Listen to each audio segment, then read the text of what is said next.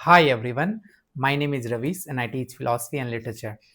So again, I'm back with Friedrich Nietzsche. नीचे पे मैंने ऑलरेडी कई सारे वीडियोस बना रखे हैं बट मैंने एक सीरीज़ भी स्टार्ट किया था जिसमें मैं सोच रहा था कि नीचे के कंप्लीट जितने भी नीचे का वर्क्स हैं उन सबको मैं एनालिसिस करूं, उन सबको मैं एक्सप्लेन करूं। तो किसी कारणवश I wasn't able to do it, लेकिन I am back again with this new series जिसमें मैं नीचे के बारे में नीचे की वीडियोस एक-एक करके इस चैनल पे अपलोड करूँगा। और इस चैनल पे मैं लिटरेचर से रिलेटेड वीडियोस भी अपलोड करता हूँ और फिलॉसफी से रिलेटेड भी वीडियोस मैं अपलोड करूँगा। तो please do support so that I would be able to continue this video. मैंने 2 लेक्चर ऑलरेडी बना रखे हैं इस पे जिसमें मैं प्रोलॉग को एक्सप्लेन कर रहा था। जब ज़ैराथुस्ट्रा डिसेंड करता है माउंटेन से और जब माउंटेन से डिसेंड करके वो नीचे आता है, तो वो मार्केट प्लेस पे पहुँचता है और मार्केट प्लेस पे वो देखता है कि जो रोप डांसर हैं, है ना? वो परफ़ॉर्म कर रहे हैं। तो वहाँ से मैं आगे चलूँगा। प्रोलॉग का चैप्टर 4 से मैं पढ़ूँगा और प्रोलॉग के चैप्टर 4 को मैं एक्सप्लेन करूँगा। This is going to be very interesting video. I am telling you आप अगर नीचे को पढ़ लोगे, इफ यू रीड नीचे then you would know the beauty of philosophy, क्योंकि जिस तरह से नीचे फिलॉसफी को लिखता है, इसके अंदर पैशन, इसके अंदर कंपैशन हर चीज़ दिखता है। एक एक फिलॉसफर के अंदर जो दुनिया को बदलने की कह सकते हैं कि व्यूज़ हैं, वो नीचे में मौजूद हैं। और नीचे is also one of the most difficult philosopher और मिसअंडरस्टूड फिलॉसफर भी है। सबसे ज़्यादा मिसअंडरस्टूड नीचे को लोगों ने करा है। नीचे को हर तरीके से वोक बना देते हैं। कभी मैंने देखा है बहुत सारे यूट्यूब वीडियोज़ जो नीचे को समझ नहीं पाते हैं, तो वो नीचे को वोक बना देते हैं। वो नीचे को एक सेंस में ऐसे फिलॉसफर बना देते हैं कि जिसने वर्ल्ड वॉर कराया हो। लेकिन मैं कोशिश करूँगा कि काफ़ी फेयर तरीके से नीचे को प्रेज़ेंट करने का। मैं अपनी थिंकिंग अपनी अंडरस्टैंडिंग और बहुत सारे प्रोफ़ेसर्स के, बहुत सारे यूट्यूबर्स के, बहुत सारे थिंकर्स के व्यूज़ को भी मैं एक्सप्लेन करने की कोशिश करूँगा इन इस सीरीज़ के माध्यम से। तो चलिए शुरू करते हैं। अब चौथा चैप्टर में प्रोलॉग के 4th चैप्टर में मैं कोशिश करूँगा कि आज प्रोलॉग को ख़त्म कर दूँ। प्रोलॉग के 4th चैप्टर में जब ज़ारथुस्ट्रा नीचे डिसेंड किया होता है, जब ज़ारथुस्ट्रा पहाड़ से नीचे आता है और जब वो मार्केट प्लेस में लोगों से मिलता है, तो उसके अंदर एक ललक होती है, उसके अंदर एक जोश होता है और वो चाहता है कि उसके पास जितने भी नॉलेज हैं, वो सारे के सारे नॉलेज शेयर कर दे बाद बाकी लोगों से। क्योंकि उनको लगता है कि उसने बहुत सारे हनी को गैदर कर लिया है, मतलब बहुत सारी नॉलेज को गैदर कर लिया है। Now it is time to share his knowledge with the audience. लेकिन जो ऑडियंस है, वो समझ नहीं पा रहा, वो नीचे को समझ नहीं पा रहा, वो ज़ारथुस्ट्रा को समझ नहीं पा रहा। लेकिन इवेंट्स के माध्यम से ज़ारथुस्ट्रा कहने की कोशिश करता है कि चलो मैं कुछ सिखाता हूँ। लोगों को हमेशा कोशिश करता है वो बताने की। तो यहाँ पे वही है जैसे यहाँ पे मैन जो है, यहाँ पे जो रोप डांसर हैं, जो रोप परफॉर्मर है, मतलब एक रोप है और दोनों एंड पे 2 आदमी खड़ा है, दोनों आदमी ने एक रोप है और दोनों एंड पे रोप को बाँध दी गई है और उसपे एक आदमी को चलाया गया है, व्हिच मीन्स जो रोप डांसर है वो रोप के ऊपर परफॉर्म करने वाला है। तो इसके थ्रू नीचे ने बताया है, सिम्बलाइज़ करने की कोशिश की है ह्यूमन कंडीशन को। जो कि कहता है नीचे कि जो बीस्ट और उबरमेंच एक कॉन्सेप्ट है नीचे का जिसमें वो ओवरमैन की बात करता है। वो कहता है कि किस तरह से हम ओवर पावर हो सकते हैं, किस तरह से हम एक नॉर्मल ह्यूमन से एक एक्स्ट्रा नॉर्मल ह्यूमन बीइंग बन सकते हैं, किस तरह से एक वैल्यूड पर्सन बन सकते हैं, है ना? ये सुपर उस तरह की सुपरमैन की बात नहीं करता है जो आसमान में उड़ता हो, बट उस सुपरमैन की बात करता है जो कि एक ह्यूमन अंडरस्टैंडिंग के बियॉन्ड जा सके। एक ह्यूमन स्ट्रेंथ के बियॉन्ड जा सके, एक ह्यूमन नॉलेज के बियॉन्ड जा सके, है ना? तो यहाँ पे वही है, एक बीस्ट और ओबरमेंश के बीच का कॉन्सेप्ट यहाँ पे समझाने की कोशिश करता है। वो कहता है जब rope dancer when he walks the rope between who we are and who we could be, which means कि हम क्या हैं और हम क्या हो सकते हैं, है ना? इसके ट्रांसफॉर्मेशन की बात करता है, क्योंकि जब एक रोप डांसर एक एंड से दूसरे एंड पे जाता है, तो उसमें बहुत सारी पॉसिबिलिटीज़ हैं। वो बहुत सारे डेंजर को मतलब फ़ील करता है। वो उस डेंजरस पाथ पे चल रहा है, एक छोटे से एक पतले से रोप पे चल रहा है, तो इट इज़ वेरी डेंजरस और एक ट्रांसफॉर्मेशन भी है इसके अंदर, क्योंकि वो काफ़ी रिस्की है, काफ़ी फ़ेटल है। अगर वो गिर गया अ, इस अटेम्प्ट को करते-करते तो उसका डेथ भी हो सकता है, राइट? अब जैसे एग्ज़ाम्पल के थ्रू मैं बताता हूँ, सपोज़ एग्जाम्पल के थ्रू थोड़ा समझते हैं। यहाँ पे नीचे कहने की जैसे मैं कुछ स्टेटमेंट पढ़ूंगा and then I will explain. यहाँ पे कहता है कि man is a rope fasten between animal and superman, a rope over an abyss. यहाँ पे नीचे कहने चाहते हैं कि जो मैन है, जो ह्यूमन बीइंग है, सेम उसी तरीके से जिस तरह से इस रोप पे चलने वाला जो आदमी है, इस रोप पे जो चल रहा है, वो जिस तरह से अपने आप को ट्रांसफॉर्म कर रहा है, अपने आप को रिस्क में डाल रहा है, अपने आप को एक तरह से फेटल चीज़ों में डाल रहा है, वो इंसान जो है वो एनिमल और सुपरमैन के बीच का कनेक्शन है।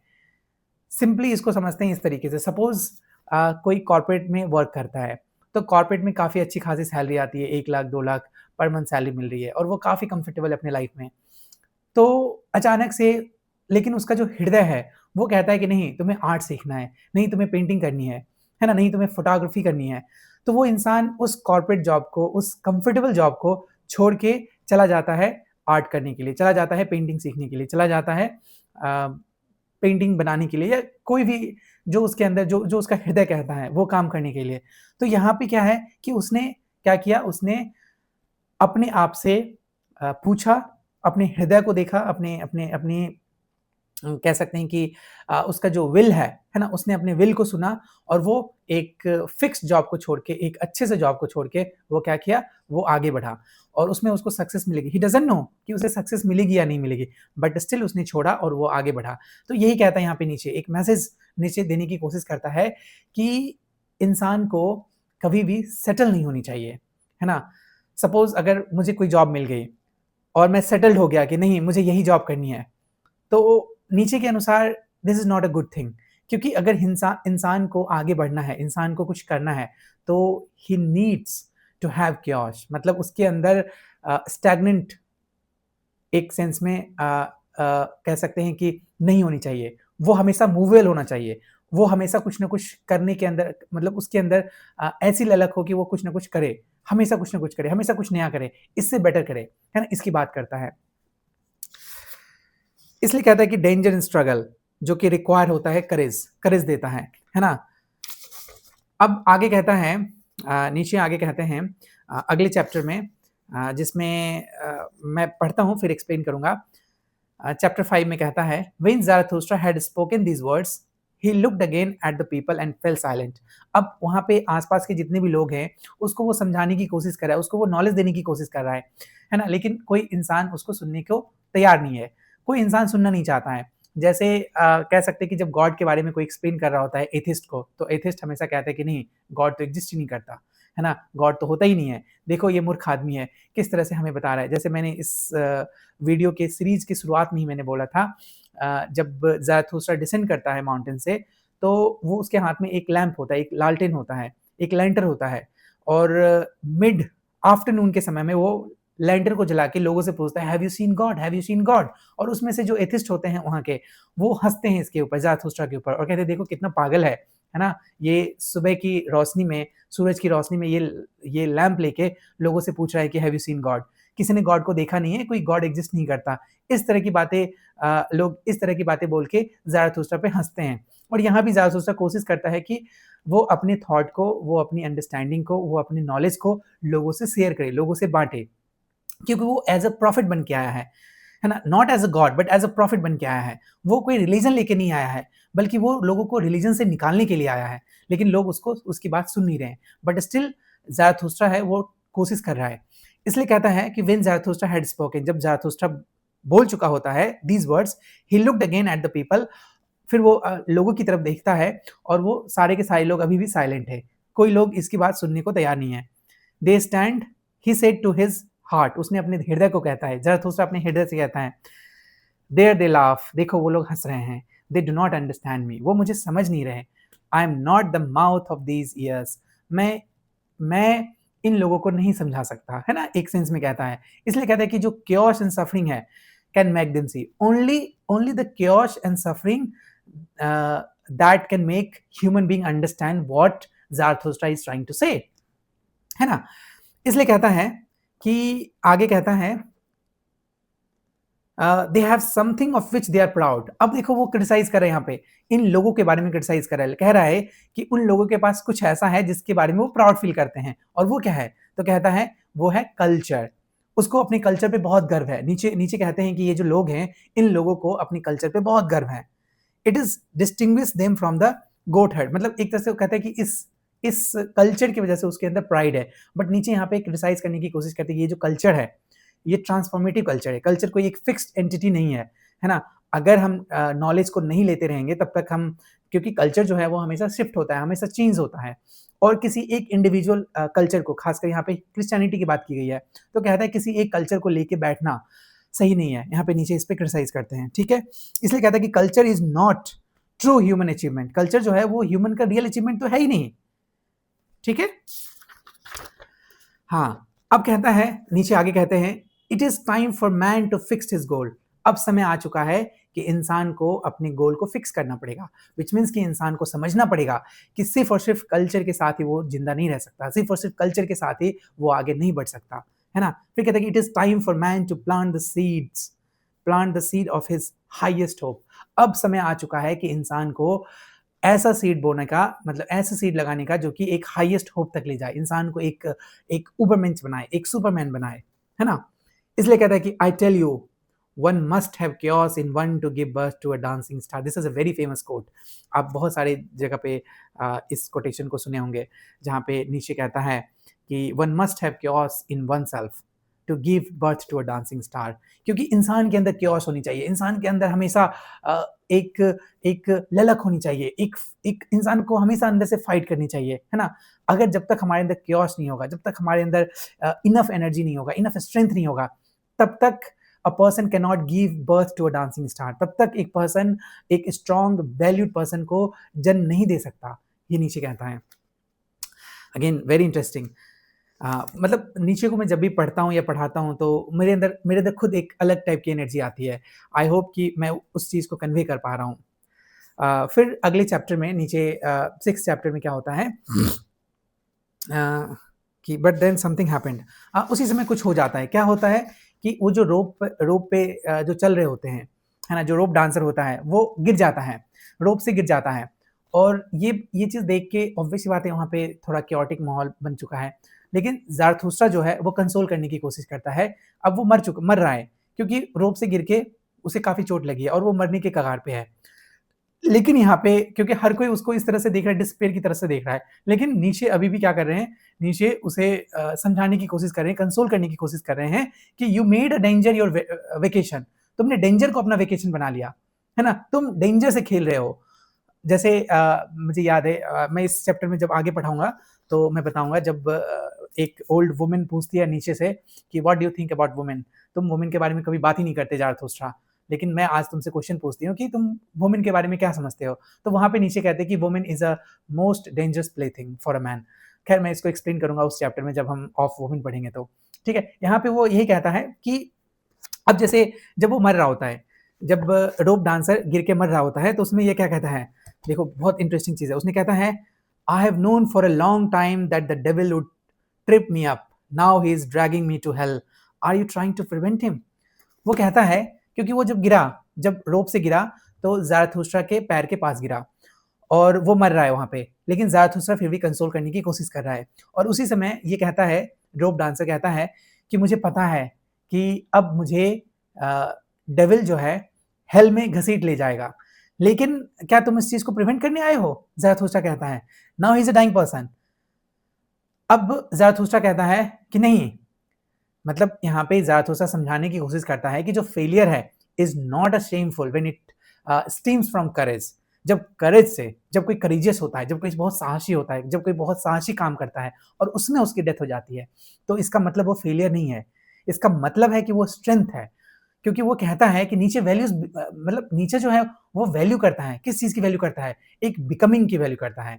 मतलब कि वो इंसान, जो इंसान अपने साहस को दिखा रहा है, जो इंसान कुछ नया कर रहा है ना। जैसे मैंने बताया कि रोप जो है, एक एंड ऑफ द रोप और दूसरे एंड, रोप का जो वन एंड है और दूसरा एंड है, एक एंड दिखाता है कि हम बीस्ट हैं, और जब वही इंसान चल के, वो डिफरेंट पाथ पे चल के, क्योंकि वो डिफिकल्ट पाथ है, उस रोप पे चलना एक डिफिकल्ट पाथ है, और जब डिफिकल्ट पाथ पे चल के, क्योंकि वहां पे लोग गिर भी सकते हैं, गिर के मर भी सकते हैं, लेकिन जब वो लोग अचीव कर लेते हैं, जब वो एंड तक पहुंच जाते हैं, तो कहता है कि ओवरमिंच जो है वो अचीव कर गया इंसान, है ना, विच मीन्स कि you have become a Superman, क्योंकि तुमने लाइफ की जो जितनी भी ऑब्स्टिकल्स हैं, लाइफ की जितनी भी प्रॉब्लम्स हैं, उसको तुमने टैकल किया, विच मीन्स कि तुमने सफ़र किया। सिंपल में नीचे कहना चाहता है कि जब इंसान बहुत सफ़र करता है, जब इंसान बहुत सारे ऑब्स्टिकल को ढोता है, इंसान अपने आप अंदर से स्ट्रांग बनता है एंड एट द एंड इंसान जो है वो उबरमेंश को प्राप्त करता है, विच मीन्स कि एक कॉन्फिडेंट, एक स्ट्रांग ह्यूमन बीइंग की शुरुआत होती है वहाँ से, ठीक है। तो यहाँ पे रोप डांसर जब मर रहा होता है तो उसको बस कंसोल करता है नीचे, और उसके जैसे मैं एग्जांपल के थ्रू बताता हूँ, जैसे विंसेंट वैन गॉथ थे, तो वो एक बहुत फेमस कह सकते हैं कि आर्टिस्ट थे, लेकिन उनको किसी ने नहीं जाना। जब तक वो जिंदा थे तब तक किसी ने उसकी वैल्यू नहीं की, लेकिन उनके डेथ के बाद कह सकते हैं कि एक आज भी उनका नाम बहुत ज़्यादा फेमस है। आज भी लोग जब भी आर्ट की बात करते हैं तो उसके बारे में हमेशा बात करते हैं, है ना? तो पोस्ट ह्यूमन फेम मिला था उनसे। तो यही नीचे कहना चाह रहा है। जैसे मैं कुछ और सेंटेंस पढ़ता हूँ, कहता है इसी में नीचे कह रहे होते हैं कि on my honour friend answer Zarathustra. Zarathustra answer कर रहा है उस डाइंग आदमी को, उस डाइंग रोप डांसर को, कि all you have spoken of does not exist. तुम जो भी चीजें बातें कर रहे हो, जो भी डेविल की बातें कर रहे हो, हेल की बातें कर रहे हो, it does not exist. There is no devil and no hell. कोई डेविल नहीं है, कोई हेल नहीं है। Your soul will be dead even before your body, therefore fear nothing anymore.